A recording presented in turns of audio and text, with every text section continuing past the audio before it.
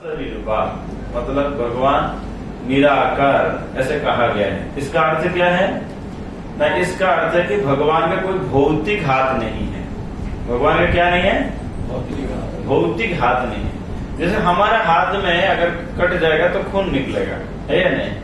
या कभी कभी हमारा आंखों से, हमारे नाक से या मुंह से या कानों से सब मैल निकलता है ना, गंदगी निकलता रहता है।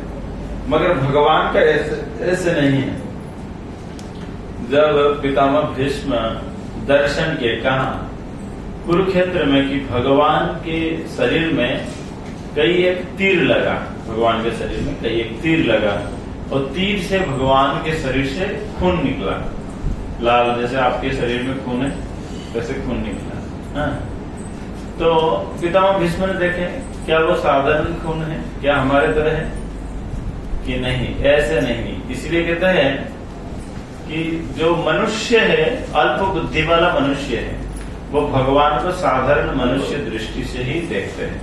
मगर भगवान कोई साधारण नहीं है। जैसे हमारा हाथ कट जाने के बाद खून निकले, इसलिए शास्त्रों में भगवान अश्नावीरम, इस उपनिषद में कहा गया है कि भगवान का जो शरीर है वो बिना हड्डी, बिना मांस और बिना ये वाला। भगवान का शरीर कैसे है?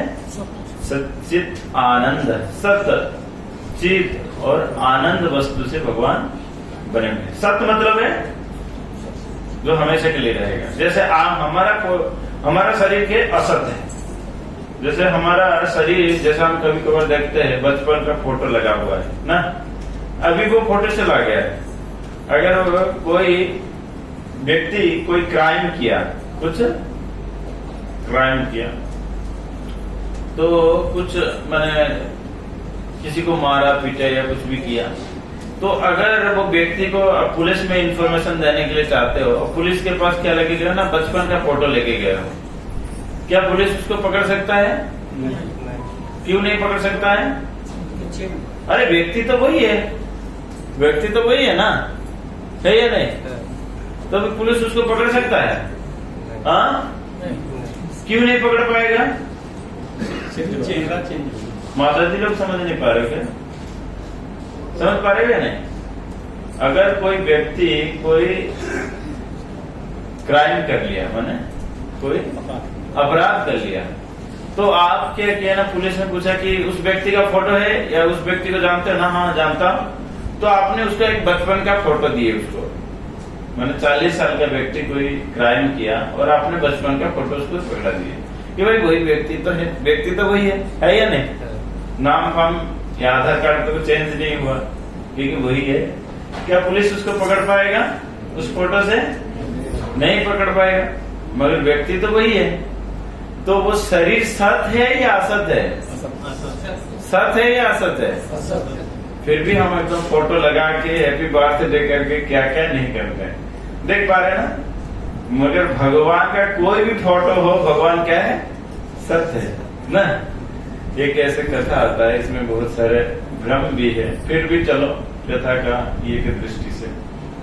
एक बहुत प्रसिद्ध कवि बने, आप जानते हो, रसखान ना। रसखान बहुत सुंदर सुंदर कविता लिखे ना। रसखान कवि थे।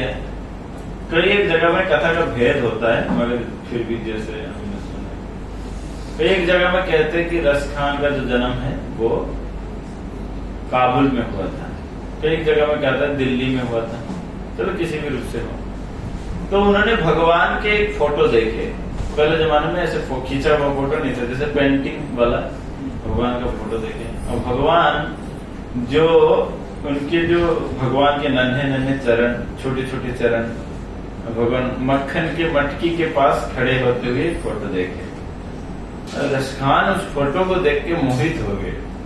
उस फोटो को पूछे कि ये कौन है, जात से वो दूसरे संप्रदाय से आते थे। उन्होंने पूछे कि ये कहाँ रहते हैं ना, इनका जो घर है वो गोकुल है। कहाँ है? गोकुल है। और ये इनका पिताजी का नाम क्या है? नंद बाबा है। सब बता दिए कि कहाँ मिलेंगे ये, इतने सुंदर में बालक कभी नहीं देखा था। रसखान उस फोटो को लेके आए। कहाँ है? गोकुल में आए और गोकुल में ढूंढने लगे और बाद में भगवान उनको मिले। तो मगर भगवान का तो लीला करते हुए कई हजार साल बीत चुका है, क्या उस फोटो से भगवान मिलेंगे या नहीं मिलेंगे? तो भौतिक रूप से भी हम देखते हैं कि भगवान का शरीर कैसे है, सत्य है, जो समझा कर सकता है ना। मगर हमारा जो शरीर क्या है, असत्य है। इसलिए हमारा जब गलत फोटो आता है तो हम उसको डिलीट मार देते हैं, है या नहीं? अगर फोटो में थोड़ा गड़बड़ी आ जाता है तो हम उसको डिलीट मार देते हैं, हम खुद ही खुद को असत्य घोषित कर देते हैं, है या नहीं? और चिद मतलब है ज्ञान शक्ति। क्या है शक्ति है? ज्ञान शक्ति। कभी कभार देखा जाता है बहुत बुद्धिमान व्यक्ति भी हाथों में चाबी रहता है मगर फिर भी वो ढूंढते ढूंढते पूरा पागल हो जाता है, हाँ, है या नहीं? तो मगर भगवान कहते हैं अपरो भवतो जन्म पर जन्म विदुषवत, कि अर्जुन पूछ रहे हैं कि भगवान आप कह रहे हो कि आप ये गीता का ज्ञान विवस्वान को दिए हो, मगर आप तो मेरे बुआ का लड़का हो, साथ साथ खेले, साथ साथ बड़े हुए, और आप कह रहे हो कि पूर्व में विवस्वान को दिए। विवस्वान जन्म तो काफी हजारों साल पहले है और आप उनको कैसे ज्ञान दे दिए? तो भगवान कहते हैं बहुनी में व्यतीतानी जन्मानी तबतार्जुन, हे अर्जुन तुम्हारे बहुत सारे जन्म बीत चुका है और मेरे भी बहुत सारे जन्म बीत चुका है, मगर तुम भूल चुके, मैं नहीं भूला। समझना है भगवान के ज्ञान शक्ति क्या? और भगवान कहता ठीक है तुमको भी अगर ज्ञान नहीं आ रहा तो वो भी ज्ञान मैं ही देता हूँ। क्या? मत्तः स्मृति ज्ञानम अपहनम च, मेरे से स्मृति ज्ञान और अपहनम। स्मृति मतलब याद आना, ज्ञान मतलब क्या करना चाहिए क्या नहीं करना चाहिए, अपहनम मतलब भुला देते हैं। तो भगवान के पास इतना सारे शक्ति है, समझ में आ रहा है? नहीं तो भगवान का शरीर क्या हो गया? सत हो गया। समझ में आया भगवान का शरीर कैसे सत है और हमारा शरीर क्या है? असत है। थोड़े से अगर शरीर में कुछ हो गया तो हमको कोई बात ख्याल में नहीं रहता है, बुद्धि में नहीं रहता है, तो हमारा चित्त शक्ति कहाँ है? चित्त शक्ति सत, चित्त और आनंद। आनंद तो आप सब लोग जानते हो, आप लोग कितना आनंद में हो, है या नहीं? वो तो बोलना नहीं पड़ेगा कि कहा रे कोई को केवा जाने मोरे दुख, किसको मैं अपने दुख के बात बताऊं? दुख का गाथा तो किसी का खत्म नहीं होगा। अगर सुखी होते तो सब कुछ सोचा है, हो सकता है मंदिर में रह जाते ना। दुखी होने का कारण दुख को सुखी कराने के लिए हम लोग पूरे ये पढ़े हैं। मैत्रेय विदुर संवाद में कहा गया है कि मनुष्य जो करंतिक श्लोक बोला कि इस भौतिक जगत में लोग बहुत परिश्रम करते, क्या किसके लिए? ना सुख प्राप्त करने के लिए, मगर मिलता उनको क्या है? दुख। क्योंकि भाई जो स्टोर हाउस में है वही दिया जाएगा ना। आप अगर यहाँ पे जैसे माने जो प्रसाद बना है वही प्रसाद दिया जाएगा, और आप आ रहे हो माने कुछ अलग से डिश मांग रहे हो तो नहीं है हमारे पास वो सामान है ही नहीं, इसी से तुमको जीवन धारण करना पड़ेगा। तो भगवान दे दिए इस भौतिक जगत में दुख, और हम अगर ढूंढेंगे सुख तो मिलेगा? तो नहीं मिलेगा। चाहे तुम्हारा कितना भी ब्रेन लगा लो, IAS ऑफिसर बन जाओ या IPS बन जाओ या कितना भी बड़े बड़े पोस्ट में रह जाओ, फिर भी मिलेगा क्या? दुख। सिर्फ आपको नहीं, कहते ब्रह्मा जी को भी इस भौतिक जगत का दुख को सहन करना पड़ता है। तो इसीलिए हमारा जो कितने हम ये है, मगर भगवान कैसे है? सच्चिदानंदमय। भगवान आनंद में रहते हैं ना, और वो आनंद खुद ही नहीं रहते, 10 लोगों को आनंद भी देते हैं। कैसे ना? भगवान देखिए, भगवान ऐसा नहीं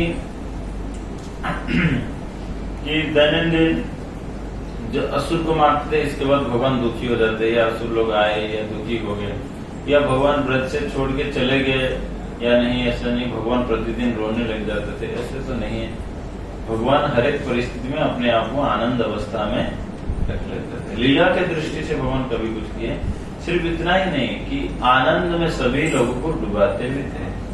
इति दृश्य लीला आनंद कुंड सगसं निमज्जन्तं आख्यापयन्ति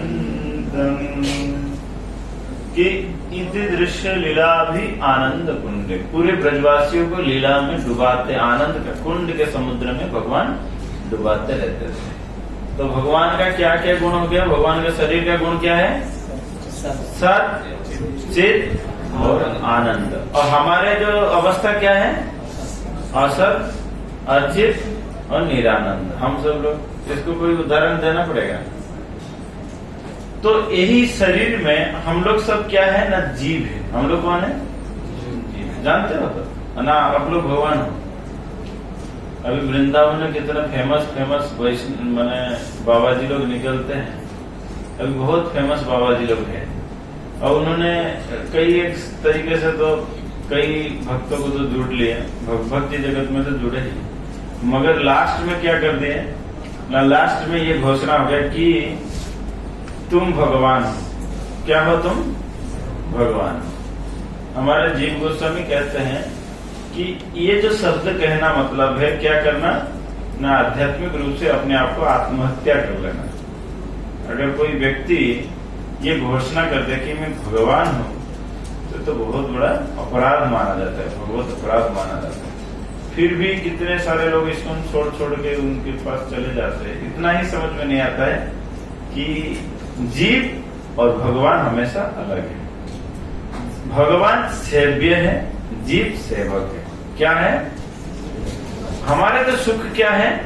सेवा करके मिलेगा। हमारा सुख कैसे मिलेगा? सेवा करके मिलेगा। और भगवान क्या है? सेवा लेते हुए आनंद पाएंगे। जैसे एक बार क्या हुआ, हम लोग इंग्लिश में एक स्टोरी पढ़ते थे। एक बार शरीर के सारे अंग, आप भी पढ़े होंगे सर, उड़िया में पढ़े होंगे। एक बार सारे शरीर के अंग लोगों ने क्या किए ना? स्ट्राइक कर दिए कि ये जो पेट है ना, ये मुंह हमेशा खाता रहता है और हाथों को कितना परिश्रम करना पड़ता है। माना आप रोटी खाओगे, हाथों को कहीं से बेलना पड़ेगा, ये करना पड़ेगा, छानना पड़ेगा, कितना प्रकार परिश्रम करना पड़ता है। पैर को मार्केट तक जाना पड़ता है। तो सारे अंग ने क्या कर दिया ना? सब रोक लिए कि हम और काम नहीं करेंगे। खाते वक्त जीव और पेट दोनों ही मजा ले रहे और हमको सजा मिलता है ना? भाई खाते तो वही लोग हैं, हाथ का क्या काम है, पैर का क्या काम है? तो उन्होंने बोला ठीक है, नहीं करना तो मत करो, हाँ? नहीं करना तो मत करो।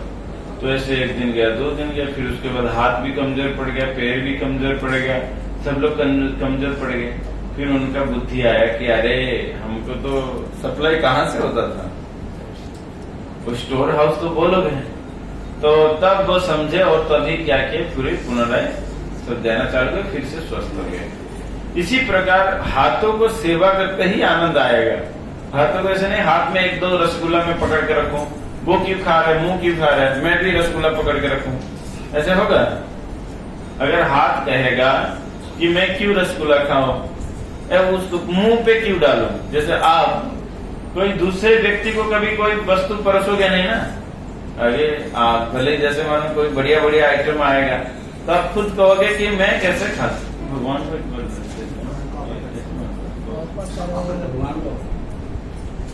तो जैसे मानो कभी कभार क्या होता है ना, जैसे मानो आप खाने के लिए बैठे हो तो दूसरे भी खाने के लिए बैठे हैं, या आप कोई अच्छा वस्तु लाए तो खुद ही खाओगे, दूसरे को तो नहीं दोगे। जैसे हाथ ने सोचा कि क्यों मैं मुंह को दूं, रसगुल्ला मैं खुद ही खा लूं। क्या रसगुल्ला को खुद खा पाएगा? हाथ अगर 100 दिन भी पकड़ के रखे रसगुल्ला को खा पाएगा माता जी? नहीं खा पाएगा, वो ऐसे ही रह जाएगा। मगर हाथों का कार्य क्या है ना, वह रसगुल्ला को क्या करना चाहिए? मुंह पे डालना चाहिए, तभी वो हाथों को भी मिल जाएगा। उसी प्रकार जीव भगवान के सेवा करके सुख को प्राप्त कर सकता है। समझ में? सीधी सी बात है, एकदम सरल वस्तु है। जीव अगर स्वयं को अगर भगवान मान ले तो फिर तो मस्त गड़बड़ हो जाएगा। अगर वो कहेगा कि रसगुल्ला मैं खुद ही खाऊं, वो क्यों खाएगा? तो फिर तो महा मुश्किल है। तो इसी प्रकार हम सभी को सीखना चाहिए कि भगवान सेव्य है। भगवान क्या है? जो समस्त सेवा लेते हुए आनंदित होते हैं। और जीव क्या है? भगवान सेव्य है और जीव सेवक है। जीव को सेवा करने से ही सुख को प्राप्त होगा, है या नहीं? और भगवान सेवा लेते ही सुख को प्राप्त करते हैं, समझ में ना? तो इसीलिए हम कभी भ्रम में नहीं रहना चाहिए कि हम भी कभी भगवान बन जाएंगे, समझे ना? प्रभुपाद जी बताते हैं कि जैसे भगवान क्या है, बृहत है, और हम क्या है, अणु है। तो अणु कभी बृहत नहीं हो सकता है, ठीक है? तो इसीलिए भगवान का जो 3 प्रकार का जो अस्तित्व बताया गया, सत, चित और आनंद। और जीव क्या होता है ना, हमेशा असत में रहता है, माने जो शरीर जो धारण करता है उसमें असत रहता है, और अचित रहता है, और निरानंद रहता है, जो शरीर को जो ग्रहण करता है। मगर भगवान का जो शरीर है, भगवान का जो शरीर क्या है, सत्य है, चित्त है और आनंद है। क्योंकि भगवान अपने शरीर से भिन्न नहीं है। जैसे हमारा शरीर के अंदर क्या है, आत्मा है। हम लोग प्रेम किसको करते हैं, पीछे से बताओ ना, हम प्रेम किसको करते हैं? जैसे अपने घर में कोई बच्चा हुआ तो हम प्रेम किसको करते हैं? किसको करते हैं? बच्चे को करते हैं। अच्छा, बच्चे को करते हैं। आप कुछ कह रहे शरीर को करते हैं, मगर शरीर को हम लोग प्रेम कभी नहीं करते हैं। मगर प्रतीत होता है हम शरीर को करते हैं, मगर शरीर को कभी प्रेम नहीं करते। प्रेम तो आत्मा से ही होता है, प्रेम कभी शरीर से हो नहीं पाता है। मानो बच्चे के अंदर आत्मा चले जाए, उसको करेंगे प्रेम? कोई करेगा प्रेम? बच्चे के अंदर अगर आत्मा ना रहे, एक मुर्दा को कोई प्रेम करेगा? नहीं करेगा। जब तक आत्मा है तब तक प्रेम का आदान प्रदान होता रहेगा। इसका मतलब मूल वस्तु कौन है? प्रेम का जो मूल वस्तु कौन है? आत्मा है। इसलिए आत्मा के कारण हम शरीर को प्रेम करते हैं। कारण कौन है? आत्मा। और मगर आत्मा जब शरीर जब ग्रहण करता है तो मगर वो शरीर क्या हो जाता है, भौतिक जगत में असत, अचित और निरानंद हो जाता है। समझ में आ रहा है ना? मगर आत्मा सच्चिदानंद है। एक चीज ध्यान रखना चाहिए, आत्मा सच्चिदानंद है। मगर आत्मा जब इस भौतिक जगत का जब शरीर ग्रहण करता है तो असत, अचित और निरानंद हो जाता है। मगर भगवान कोई भौतिक शरीर ग्रहण नहीं करते हैं, इतना ही फर्क है। क्या है? भगवान कभी भौतिक शरीर ग्रहण नहीं करते। जैसे आत्मा इस भौतिक जगत में आकर शरीर ग्रहण करता है, वैसे भगवान नहीं करते हैं। इसलिए भगवान का शरीर हमेशा हमेशा सच्चिदानंद रहता है। वही भगवान 3 रूप से विस्तार करते हैं, ब्रह्म, परमात्मा और भगवान। तो वही ब्रह्म जब हम कहते हैं, जो उनको एक प्रीफिक्स लगाया जाता है, परम ब्रह्म। परम ब्रह्म मतलब कभी कभी ब्रह्म शब्द को भी जीव को कहा गया है। क्यों? क्योंकि जीव भी सच्चिदानंद है, आत्मा भी सच्चिदानंद है। कारण क्या है? न ममे वांस जीवलोके जीव भूत सनातनम। क्योंकि आत्मा भगवान का अंश है, समझ में ना? इसीलिए भगवान के अंश होने के कारण वो क्या है ना, सच्चिदानंद है। मगर भगवान बृहत है, आत्मा स्वल्प है, सीमित है। तो इसीलिए कभी कभी ब्रह्म वस्तु से पहले जब भगवान का सूचक बनता है तभी उसको परम ब्रह्म कहते हैं। समझ में आ रहा है ना? तो परम ब्रह्म पीड़ कुबलयो दलत उत्फुल्लित नयनः। जिनका जो आंख है, भगवान का आंख कैसे है ना, कमल पुष्प के तो हाथी है। कमल जैसे देखने में सुंदर है समस्त पुष्पों में से, वैसे भगवान के एकदम सुंदर और अरुणिमा नेत्र। अरुणिमा मतलब है जैसे कमल पुष्प देखते हो थोड़ा हल्का लालिमा है, उसी प्रकार भगवान के सुंदर अरुणिमा नेत्र है। और निवासो नीलाद्र निहित चरण अनंत शिरसी। वो निवास करते हैं, कहाँ निवास करते हैं? नीलाद्रो। अद्रि मतलब पर्वत, नीलाद्र मतलब नील पर्वत के ऊपर भगवान निवास कर रहे हैं। जो जगन्नाथ पुरी में जो श्री क्षेत्र है, जो जगन्नाथ मंदिर है, पूरी जगन्नाथ मंदिर है, वो कहाँ पे है? नीलाद्रि के ऊपर, नीलाद्रि विजय। इसलिए जब भगवान लौट के जाते, गुंडी एक तो है कि गुंडीचा यात्रा, और दूसरा जब जिस दिन भगवान गुंडीचा से जब श्री मंदिर की तरफ जाते हैं उसको कहते हैं नीलाद्रि विजय। उसको उसको क्या कहते हैं? नीलाद्रि विजय। नीलाद्रि मतलब नीला, मतलब नीला, आद्रि मतलब पर्वत, जो नील पर्वत में निवास करते हैं। कहाँ निवास करते हैं? अच्छा, जो नील पर्वत में निवास करते हैं, पूर्व से हमने से कि सदा श्रीमद वृंदावन वसति लीला परिचय, पहले भी बताया जा चुका है कि वो हमेशा वृंदावन में भी निवास करते हैं। इसका मतलब है एक ही व्यक्ति, कोई भिन्नता नहीं है, जो जगन्नाथ वही कृष्ण है। चरण अनंत शिरसी, चरण अनंत शिरसी मतलब है जिनका चरण जो अनंत नाग के ऊपर, अनंत शेष के ऊपर जिनका चरण पड़ा रहते हैं। तो भगवान क्या करते हैं? एक जगह में हमने सुने कि भगवान वृंदावन में भी विहार करते हैं, और भगवान और कहा नीलाद्रि में भी रहते हैं, और वही भगवान क्षीर समुद्र में भी लेटे हुए ना। भगवान क्षीर समुद्र के वजह से वहां पे विष्णु का दिखाया गया, विष्णु स्तुत्रिणी रूपाणी, ये विष्णु पुराण का एक श्लोक वहां पे दिखाया गया कि विष्णु 3 प्रकार के हैं। कौन? महा विष्णु, गर्भदक्षाई विष्णु और क्षीरदक्षाई विष्णु। सारे विष्णु लेटे हुए किसके ऊपर? सर्प के ऊपर ना। और उनका चरण कहाँ पे रहता है? अनंत शेष के ऊपर रहता है, उनके चरण के ऊपर अनंत शेष, लक्ष्मी उनके चरण संभार। कहते वो भगवान क्या करता है?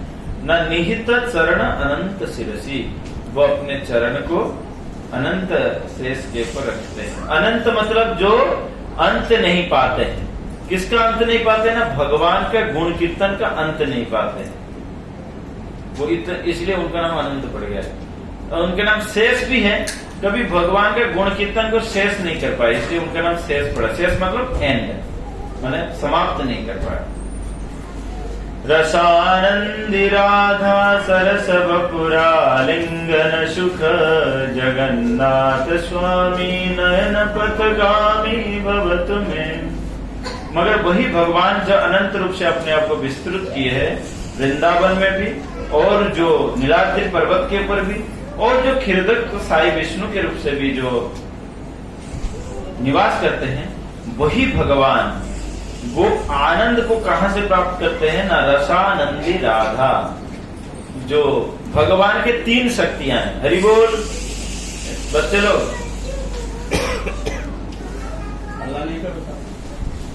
तो भगवान के जो 3 शक्ति है, कौन कौन सा है?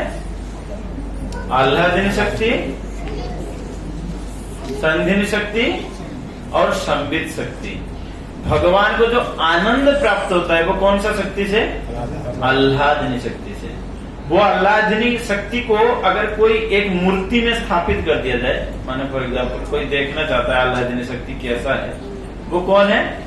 राधा रानी है। राधा, राधा मीन्स रा मीन्स रास से, और धा मीन्स धावती, जब जो रास से उत्पन्न होते हुए जो धावित होने लगे वो है राधा। समझ में ना? राधा रानी का नाम ऐसे पड़ा।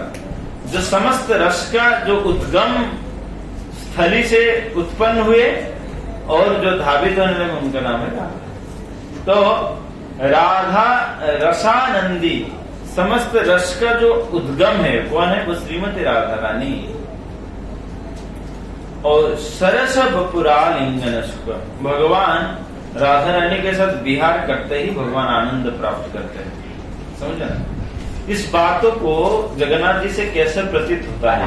जगन्नाथ जी के बहुत सुंदर भक्त बने, जो भगवान के जितने भी भक्त बने जगन्नाथ जी के, सबसे महान और सबसे भगवान को प्रिय भक्त बने भक्त कवि जयदेव, जयदेव गोस्वामी। कौन बने? जयदेव गोस्वामी। आपने कितने लोग जयदेव गोस्वामी को सुने हो? और कोई नहीं जानते हो? जयदेव गोस्वामी ये महान कवि थे। इनका जन्म को लेकर आज भी विवाद है। कई एक जगह में कहते हैं कि वीरभूमि जिला में केंदुबुल्य ग्राम में बंगाल में जन्म लिए थे, और यहाँ पे भी है कि प्राची नदी के तीर में उड़ीसा में केंदुबुल्य में भी जन्म लिए। हमको विवाद में नहीं जाना है, हमको संवाद में जाना है। संवाद मतलब जिससे हमको आनंद मिले उसको जाना है। भले जन्म कहीं पे भी हो, हमको क्या चाहिए? भगवान के लीला आस्वादन करना है। तो जयदेव गोस्वामी इस राधा रानी के विषय में रचना किए, बहुत सुंदर पद सारे रचना किए। जयदेव गोस्वामी जन्म से ही वो क्या थे, बहुत विचक्षण थे। उनके माता पिता से संस्कार प्राप्त करते हुए वो भगवान के परम भक्त के रूप से बचपन से ही भगवान के विषय में रचना करते थे। इनको जानते ही उस समय जो राजा लक्ष्मण सेन थे, इनको राज दरबार में रख लिए थे। बाद में उनको इच्छा हुआ कि जगन्नाथपुरी जाएं और जगन्नाथ जी के पास रहें। बाद में जगन्नाथपुरी में आए और जगन्नाथपुरी में जगन्नाथ जी के पास रहे। और इन्होंने कई एक पद को रचना किए। कौन रचना किए? जयदेव गोस्वामी। जयदेव गोस्वामी बहुत सुंदर सुंदर पदों का रचना किए। तो एक दिन की घटना है, जयदेव गोस्वामी उसको देख के लिखते थे। माने जो कुछ भी वो देखते थे वो लिखते थे। एक बार मैंने ऐसे ही हमारे एक वरिष्ठ वैष्णव महाराज जी से मैंने प्रश्न पूछ लिया कि जयदेव गोस्वामी कई एक भगवान की लीलाओं को रचना किए, वो लीलाओं का प्रमाण क्या है? वैसे मैं भी कुछ लिख दूंगा तो उसको भी मानना पड़ेगा ना, है या नहीं? मैंने पूछा कि महाराज इसके प्रमाण क्या है? महाराज ने बताया कि जैसे हमारे पास मोबाइल है या नहीं, या यहाँ से हम लाइव टेलीकास्ट कर रहे हैं, जिसके पास ये एसएससी होगा, मतलब जिसके पास इस प्रकार का व्यवस्था होगा, ये सब्सक्राइब किया होगा, वो इसको देख रहा होगा, लाइव देख रहा होगा, है या नहीं? देख रहा होगा या नहीं? क्योंकि उसके पास एक तो मल्टीमीडिया सेट है, दूसरा बात है उसने सब्सक्राइब भी किया है, उसके पास नोटिफिकेशन भी आ जाता है कि भाई ये लीला चल रहा है अभी, है या नहीं, कि मंदिर में ये लीला चल रहा है। उसी प्रकार जो महान भक्त होता है उनका क्या है ना, सब्सक्राइब है, भगवान से सब्सक्राइब है, क्योंकि उनके पास कौन सा है, वो टेलीविजन है। कौन सा टेलीविजन है? जय श्री राम। तो उनके पास टेलीविजन है, कौन सा टेलीविजन है? कि भगवान के लीला को देखने का क्षमता उनके पास है। जैसे ही लीला चलेगा तो इन लोगों को नोटिफिकेशन आ जाएगा, अरे देखो अभी भगवान का ये लीला चल रहा है। मगर हमारे पास वैसे नहीं है, हम कीपैड मोबाइल लेके घूम रहे। हम कौन सा मोबाइल लेके घूम रहे? कीपैड मोबाइल को जितना हो दबाओ वो क्या तुम्हारे पास आएगा? तो वे अरे ये कुछ नहीं चलता है। ऐसे अगर हम लोग मना कर दे कि लीला फिला कुछ नहीं होता है, ये लोग सारे मूर्ख बनाते हैं। जो कीपैड मोबाइल चलाने वाला व्यक्ति अगर कहेगा कि कोई लाइव टेलीकास्ट नहीं होता है, कुछ ऐसे कुछ नहीं है, ये लोग सब मूर्ख बनाते, खाली पैसा लूटने के लिए आते हैं। ऐसे कहने से होगा? पीछे समझ पा रहे हो या नहीं? नकले हाँ भर रहे हो। तो इसी प्रकार भगवान जो गोलोक वृंदावन में जो जो लीला करते हैं, जो भक्त का हृदय पवित्र है, उनके हृदय में सारे लीला दर्शन होता है। उनके हृदय में क्या होता है? सारे लीला दर्शन होता है। प्रेमांजन छुरित भक्ति विलोचनेन संत सदैव हृदयेषु विलोकयन्ति यं श्याम सुंदरम गुण अचिन्त्य गुण स्वरूपम गोविंदमादि पुरुषम तमहं भजामि। यं श्याम सुंदरम अचिंत्य गुण स्वरूपम। अचिंत्य मतलब जिसको चिंतन भी नहीं कर सकते, जिनका गुण, जिनका स्वरूप, जिनका लीला, जिनका चिंतन भी नहीं किया जा सकता है, मगर जिसके पास प्रेम है उनके पास सब कुछ। भगवान कहते हैं सदैव हृदयेषु, सदैव माने हमेशा, हृदयेषु उनके हृदय में भगवान हमेशा दर्शन देते रहते हैं। 24 आवर भगवान को दर्शन देते हैं। जिसके पास मल्टीमीडिया सेट है वो 24 आवर देखेगा यूट्यूब में, है या नहीं? जिनके पास कीपैड मोबाइल जितना भी दबाओ उसमें दिखेगा नहीं। इसलिए कहते हैं जिसके हृदय में प्रेम है उसके हृदय में भगवान देखते हैं और भगवान उनके साथ ही वार्तालाप करते हैं। जिसके हृदय में प्रेम नहीं उसके साथ कितना कुछ भी उसको समझा तो वो कभी नहीं समझ पाएगा, है या नहीं? इसी प्रकार जयदेव गोस्वामी बड़े प्रेमी भक्त थे। एक दिन वो लीला रचना करते करते देखे, क्या देखे ना, किसी एक बातों के ऊपर राधा रानी रूठ गए। राधा रानी क्या है? माने राधा रानी अपने अभिमान कर लिए, और राधा रानी जैसे ही अभिमान कर लिए तो भगवान बहुत समझाए, बहुत प्रकार के अनुनय विनय की कि राधे तुम ये मान को त्याग दो। भगवान भी एक जगह में बताए कि जितना मेरे को गोवर्धन उठाने में या जितना असुर संहार करने में जितना मेरे को परिश्रम नहीं हुआ, राधा रानी का मान भंजन करने में उतना परिश्रम मेरे को लग जाता है, उससे भी अधिक परिश्रम मेरे को लगता है। तो समझ पाते कि राधा रानी कितने भगवान को आनंद देते होंगे, तो भगवान सारे कार्य छोड़ के राधा रानी के पीछे भागते रहते ना, ऐसे हमारे किशोरी जी है। तो वो लीला देखते देखते ये देखे कि राधा रानी मान कर लिए और भगवान किसी भी रूप से मना रहे, मान नहीं। अंततः गत्वा उन्होंने क्या किए ना, राधा रानी के चरण को पकड़े। कौन पकड़े? श्याम सुंदर पकड़े और कहे कि हे राधे, आप अपने चरण को मेरे सिर के ऊपर रख दो, अपने चरण को मेरे सिर के ऊपर रख दो और आप अपने अभिमान को त्याग दो। स्मर गरल खंडनम मम शिरसे मंडनम देहि मम पद पल्लवम उदारम राधे देहि मम पद पल्लवम उदारम। हे राधिके, आप समस्त प्रकार के अपने अभिमान को त्याग करते हुए मेरे सिर के ऊपर चरण रखो, मेरे सिर के ऊपर आप क्या करो? चरण रखो और समस्त प्रकार के अपने मान को खंडित करते हुए मेरे को माफ कर दो। इस प्रकार के भगवान, इस हद तक भगवान पहुंच गए। ये लीला जैसे ही देखे जयदेव गोस्वामी एकदम चौकित हो गए कि मैं कैसे इस प्रकार की लीला को रचना कर सकता हूँ। जो साक्षात अनंत कोटि ब्रह्मांड के नायक है, वो राधा रानी के चरण को अपने सिर के ऊपर रख दे, इसको तो मैं नहीं लिख सकता हूँ, ये तो कोई साधारण विषय वस्तु नहीं है। इसलिए उन्होंने क्या कर दिया ना, इस विषय वस्तु को नहीं लिखे, विचलित हो गए। उनके जो पत्नी थे पद्मावती, उनको बोले ठीक है, मैं थोड़ा सा स्नान करने के लिए जा रहा हूँ और मैं ये पोथी को इधर ही रख देता हूँ। तो जो ताल पत्र में जो लिखते थे उसको वहीं पे ही समाप्त करके उन्होंने चले गए कहाँ? और भगवान को ये बात आनंद लगा उसी समय, जैसे ही वो चले गए कि नदी में स्नान करने के लिए, और भगवान उसी समय आ गए। कहाँ आ गए? जयदेव के रूप से, जयदेव गोस्वामी का स्वरूप को धारण करते हुए भगवान स्वयं कहाँ आ गए? पद्मावती के पास, कि पद्मावती तुम मेरे को ये लाओ, कर्चा लाओ, मेरा किताब लाओ।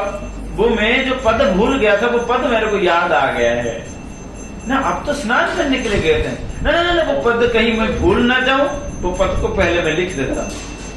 तो उन्होंने कहे ठीक है। तो पद्मावती वो जो जयदेव गोस्वामी जिस कागज में लिखते थे ताल पत्र में, वो ताल पत्र लेके आ गए और ताल पत्र में भगवान ने ये पद को लिख दिए। कौन सा पद? स्मर गरल खंडनम मम शिरसि मंडनम देहि मम पद पल्लवम उदारम। हे भगवान, आप हे राधिके अपने समस्त अभिमान को खंडित करते हुए आपका चरण को मेरे सिर के ऊपर धारण कराओ और आप समस्त प्रकार के अभिमान को भूल जाओ। इस पद को भगवान साक्षात स्वयं लिख दिए और बोले कि पद्मावती तुम मेरे को भोजन दो, खाना दो, मतलब प्रसाद दो। तो वो पद्मावती ने प्रसाद दिए और बहुत सुंदर से पंखा झेले। फिर क्या, अभी मैं थोड़ा विश्राम करने के लिए जाता हूँ, और भगवान चले गए विश्राम करने के लिए।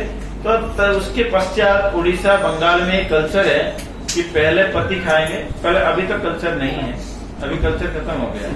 हमने देखे है कि मेरा माँ वगैरह जो पहले पिताजी खाने के बाद उसी प्लेट में ही वो खाते थे, जो बचा हुआ रहते थे वो खाते थे। तो पद्मावती क्या किया ना, जो भगवान जिस प्लेट में खा चुके थे उस प्लेट में बैठ के खा रहे थे। और यहाँ क्या हुआ ना, जयदेव गोस्वामी स्नान करते हुए आके देखे कि पद्मावती खा रहे, ये तो प्रभेद जैसे लगा कि सूर्य आज पश्चिम दिशा में उदय हुआ है। तो तभी पद्मावती को पूछ रहे पद्मावती आज तुमको हो क्या गया? क्या हो गया? आप विश्राम कर रहे थे, उठ के कैसे आ गए? मैं विश्राम कर रहा था और तुम प्रसाद पा रहे हो, ये बहुत अचंभित बात है। अचंभित क्या है? आपने पद को रचना किया, मेरे से पोथी लिए और प्रसाद पाके आपने विश्राम करने के लिए गए। आज सुबह से आप विचलित लग रहे थे, क्या हो गया आपने? मैं विचलित लग रहा था। इस प्रकार के वो सुनते हुए क्या कह रहे हो? आपने प्रसाद पाए? तो जयदेव गोस्वामी बहुत हैरान हो गए कि आपने पोथी भी लाए और पोथी में लिखे भी कि क्या लिखा मेरे को दिखाओ। तब क्या किए ना, जयदेव गोस्वामी ने वो ये को लिए, किसको लिए, वो पोथी को लिए। वो पोथी को जैसे ही लिए, देखे कि जो पद उन्होंने नहीं लिख पाए थे वो पद का रचना भगवान स्वयं कर दिए थे। तुरंत ही गिर पड़े अपने पत्नी के चरण में, धन्य हो पद्मावती, धन्य हो, तुमको स्वयं भगवान ने दर्शन दिए और तुमको ही भगवान अपने उच्चिष्ट देते हुए गए। इस प्रकार के विलाप करते हुए वो भगवान उनको बोले कि नहीं नहीं, ये जो पद है ये मेरे को बहुत अत्यधिक प्रिय पद है। अगर गीत गोविंदम में कोई पद है भगवान को बहुत प्रिय है, वो अत्यधिक पद, आज तुम गीत गोविंदम हर दिन मेरे को सुनाओ। तब जगन्नाथपुरी में एक प्रथा पड़ गया कि गीत गोविंदम सुनाने के लिए, और जयदेव गोस्वामी बहुत प्रसिद्ध हो गए, बहुत प्रसिद्ध हो गए जयदेव गोस्वामी उस समय में। बिना यूट्यूब से, बिना फेसबुक से, बिना इंस्टाग्राम से जयदेव गोस्वामी बहुत प्रसिद्ध हो गए उस समय। तो प्रसिद्धता को देखते हुए उड़ीसा का जो राजा थे वो भी सोचे कि मैं भी कुछ पद भगवान को लिख के सुनाऊं, वो मेरा पद भी सुने भगवान। तो कुछ पुजारी लोग कहे कि नहीं नहीं, जो जयदेव गोस्वामी लिखे वही पद को सुनाया जाएगा, मगर राजा है, कौन मना कर सकता है, कौन ये कह सकता है। तो एक बार निर्णय हुआ कि भाई देखो, जगन्नाथ जी को ही चयन करने के लिए दिया जाए।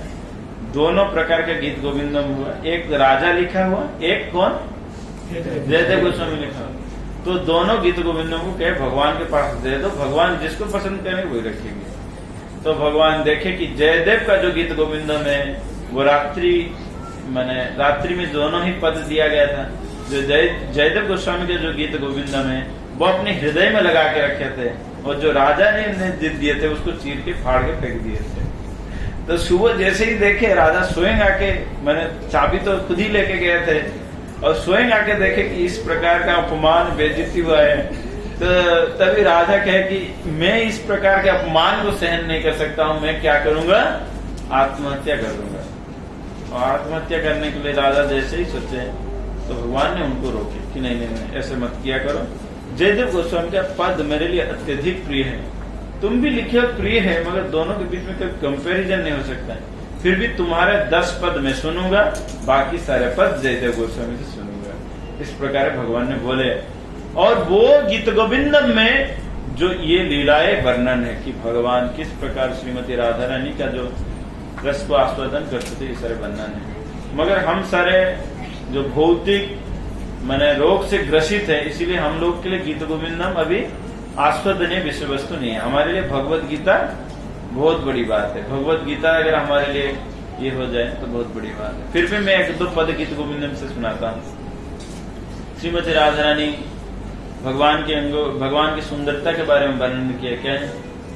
चंदन चर्चित नील कलेबर पीतव सरबर माले, चंदन चर्चित नील कलेबर पीतव सरबर माले, केलि चलन मणि कुंडल मंडित, केलि चलन मणि कुंडल मंडित, गुंडजुग स्मित साले, हरिमिह मुग्ध बधूलि करे, विलसनि विलसति केलि परे, चंदन चर्चित नील कलेबर पीतव सरबर माले, पीतव सरबर माले। इसमें पूरे गीत गोविंद में ये अष्टपदी में रचना हुआ है, और उसमें पहले ही पद में कहा गया, जयदेव गोस्वामी जब अपने मंगलाचरण लिखते हैं उसमें कहते हैं कि मैं घेर में दुर्वराम बन भुवम श्यामस्तमाल द्रुमहि। एक बार भगवान क्या देखे ना, एक काला बादल गरजता हुआ बादल को भगवान देखे, उस घनघोर बादल और वृंदावन के तमाल वन को देखे भगवान को भयभीत हुआ। भगवान क्या हुए? भयभीत हो गए। भगवान मद भयात बाती बात, जब समस्त जगत को भयभीत कराता है वो भगवान भयभीत हो गए। और जब भगवान भयभीत हो गए तो श्रीमती राधा रानी भगवान के कंधे के ऊपर हाथ रखते हुए उनको साहस दिए। क्या दिए? साहस देते हुए उनको वृंदावन में प्रवेश कराया। इस प्रकार उन्होंने मंगलाचरण में ही लिख दिए। तो उस पूरे गीत गोविंदम में भगवान और श्रीमती राधा रानी का जो अद्भुत अद्भुत मधुरिमा लीला इत्यादि वर्णन हुआ है। मगर एक चीज ध्यान रखना चाहिए गीत गोविंदम श्रवण करने से पहले, जो राधा रानी है वो कौन है? राधा रानी भगवान के आत्मा है। कौन है? आत्मा है। और श्याम सुंदर कौन है? माना एक शरीर है, एक आत्मा है। तो बिना शरीर के आत्मा रहेगा नहीं और बिना आत्मा के शरीर रहेगा नहीं। इसलिए भगवान शक्तिमान है और राधा रानी कौन है? शक्ति है। हम लोगों को ये खोपड़ी से पूरा निकाल देना है, क्योंकि हमारा भौतिक बुद्धि है, समझे ना। ये भौतिक बुद्धि में हम भगवान को, राधा रानी को क्या देखते हैं? एक स्त्री और पुरुष का संपर्क देखते हैं। मगर जो व्यक्ति ये समझ सकता है कि भगवान कोई पुरुष नहीं है, जब गजेंद्र मुख्य लीला में गजेंद्र ने स्पष्ट रूप से कहा कि भगवान ना तो कोई पुरुष है, भगवान ना तो कोई स्त्री है, भगवान ना तो कोई वस्तु है, भगवान भगवान ही है। भगवान क्या है? भगवान ही है। और उनकी आत्मा कौन है? राधा रानी है। समझे ना। तो और राधा रानी भगवान कहते हैं, जो भगवान बांसुरी बजाते हुए त्रिलोक को मोहित करते हैं, वो बांसुरी के इतना मोहन शक्ति कहां से आया? कहते हैं कि जब भगवान राधा रानी से लीला आस्वादन इत्यादि करते हैं, वही राधा रानी का शक्ति को जो बांसुरी के छेद के अंदर जो भगवान डालते हैं, तभी बांसुरी के अंदर मोहन करने का शक्ति आ जाता है। इसका मतलब है कि राधा रानी ही मूल उत्स है भगवान के प्राण शक्ति का। इसलिए वहां पे कोई स्त्री पुरुष का नहीं देखना है, तभी हम गीत गोविंद को समझ सकते हैं।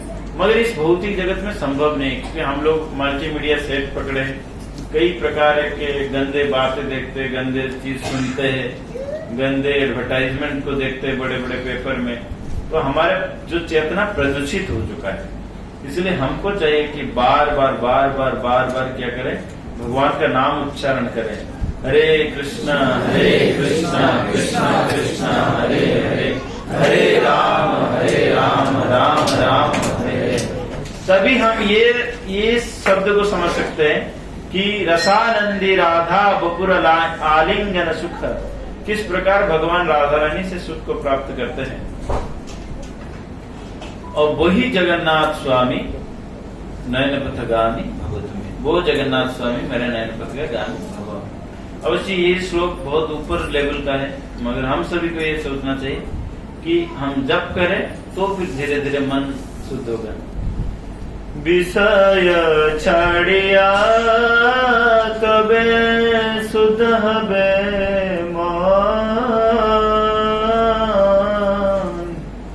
कबे हमारा बसे से वृंदावन। रूप रघुनाथ पदे हई बेआकुति, कबे हम बुझा बसे जुगल रूप रघुनाथ पदे प्रभु मोरवा प्रार्थना करे सदा नरोत्तम दास। जो राधा कृष्ण का जो लीला है क्या है? न राधा कृष्ण का लीला को तभी समझ सकते हैं कि रूप रघुनाथ पदे होइबे आकुति। जब रूप गोस्वामी, रघुनाथ दास गोस्वामी जो लोग वृंदावन में रहते, कैसे रहते थे? ना एक एक पेड़ के नीचे एक एक रात्रि रहते थे, और ब्रजवासी के घर से रोटी मांग के खाते थे। समझ में?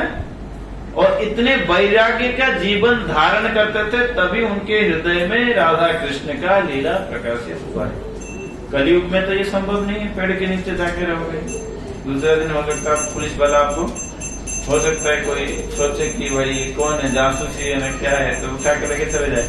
कम से कम जितना से जितना संभव है हमसे उतना को प्रयास करना चाहिए। जैसे प्रभुपाद जी ने हम लोग को जो जो गाइडलाइंस दी है उसको कम से कम पालन करें, तभी हम समझ पाएंगे कि राधा कृष्ण का लीला है क्या।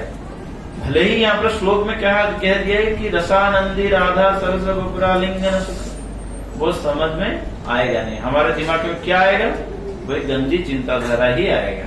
इसलिए हमको रूप गोस्वामी सनातन गोस्वामी के बारे में पढ़ना चाहिए। वो लोग ढूंढते थे किस प्रकार की, क्या है, त्वत्वा तूर्णमशेष मंडलपति श्रेणी सदा तुच्छब भृत्वा दीन गणेश को करुणया कोपी न कंथाश्रितो तत्वतूर्णम अशेष मंडलपति। वो रूप गोस्वामी सनातन गोस्वामी कोई साधारण परिवार से नहीं आते थे। चलो कोई काम का नहीं है, तो जैसे हमारे यहाँ पर कहा जाता है इंडिया में, एक बहुत देखने के लिए मिलता है कि जो बहुत पढ़े लिखे वो IAS IPS बनते हैं, है या नहीं। जो बहुत पढ़े लिखे वो IAS IPS बनते हैं, जो उससे भी थोड़ा कम पढ़े लिखे होते हैं वो बिजनेस में चले जाते हैं। तो बिजनेसमैन क्या करता है ना, उनके ऑफिस में IAS और IPS को भी जॉब दे देता है या नहीं। जो उससे भी थोड़ा कम पढ़े लिखे होते हैं वो क्या बन जाते हैं, वो मंत्री बन जाते हैं। मंत्री सारे देखोगे कि अच्छे मंत्री सारे अच्छे पढ़े लिखे नहीं, और जितना बिजनेसमैन किसके अंडर में रहता है, मंत्री के अंडर में रहते हैं। और जो उससे भी कम पढ़े लिखे होते हैं वो बाबा जी बन जाते हैं। ऐसे इंडिया का मतलब ऐसे देखा जाता है। वैसे ऐसे इस्कॉन में है नहीं, इस्कॉन में देखा जाता है सब बड़े बड़े पढ़े लिखे होते हैं। जब उससे भी ज्यादा माने कम पढ़े लिखे क्या होते हैं, बाबा जी बन जाते हैं। और देखा जाता है बाबा जी के चक्कर में मंत्री, बाबा जी के चक्कर में बिजनेसमैन, बाबा जी के चक्कर में सारे। मगर ऐसे रूप सनातन गोस्वामी को नहीं मानना चाहिए। रूप गोस्वामी सनातन गोस्वामी करोड़पति के घर थे, उनके पूरे जहाज भर के गोल्ड कॉइन था, और इतना बुद्धि से प्रखर थे कि वो ब्राह्मण कुल में जन्म लेते हुए भी नवाब हुसैन शाह ने बोला कि इनको लेके आओ हमारे ऑफिस में जॉब करें। इतना बुद्धिमान थे, कोई कम पढ़े लिखे नहीं थे। उनको कितने भाषा का ज्ञान था, संस्कृत, फारसी, बांग्ला, हिंदी, कितने प्रकार के भाषा का ज्ञान था। ऐसा नहीं कि मूर्ख थे तो बाबा जी बन गए। कोई काम का नहीं तो भेज दो, मंदिर में भेज दो। हाँ, ये लड़का, अगर देखो ये हमने भी लक्ष्य किया है, लोग ब्रह्मचारी के लिए प्रेफरेंस भेजते कौन लड़के को, जब जो लड़का कोई बात नहीं सुनता प्रभु जी इसको ले जाइए अपने साथ ना। और कहीं पे भी जाओगे तो ऐसे कोई कहने ना प्रभु जी इसको ले जाए, कोई सोचते कि कोई काम का नहीं है तो बाबा जी बन जाए, है ना। ये इंडिया में एक साधारण दृष्टि देखा जाता है या नहीं। मगर ऐसे रूप गोस्वामी सनातन गोस्वामी नहीं थे। एक्चुअली हमारे इस्कॉन में जो देखा जाता है, जो अच्छे पढ़े लिखे, जो अच्छे बुद्धिमान है, वही लोग ही ब्रह्मचारी के लिए प्रेफरेंस होते हैं या नहीं, या वही लोग ही भगवान के जीवन जीने के लिए भेजते हैं। कि कोई हमारे यहाँ पे देते नहीं, कोई खाना पीना नहीं खा रहा है कि लड़का बदमाश है तभी मंदिर को भेजते, ऐसे इस्कॉन में नहीं देखते, हमने कभी नहीं देखा। जो सबसे बुद्धिमान व्यक्ति को भेज देते ना, इसीलिए कहते हैं जय जन कृष्ण वजह से बड़ो चतुर। बुद्धिमान व्यक्ति ही ब्रह्मचारी के लिए आता है ना। तो रूप गोस्वामी सनातन गोस्वामी आए, मगर कैसे आए ना, सब कुछ छोड़ दिए, एकदम तिनका भी छोड़ दिए। तत्वतूर्णमशेष मंडलपति श्रेणी सदा तुच्छवत् और धुत्वा गणेश को करुणया। इतना दिनहीन बन गए कि माने भिखारी का सरदार बन गए, कभी खाए कभी नहीं खाए, कभी हुआ। ऐसे होने से देखे राधा कृष्ण का लीला समझ में आएगा, नहीं तो नहीं आएगा, नहीं तो नहीं आएगा। इस प्रकार जगन्नाथ स्वामी मेरे नयन पथ का गामी बने। ओके, चलते हैं अभी हम नरसिंह बंदना। यस, हाँ, कोई प्रश्न?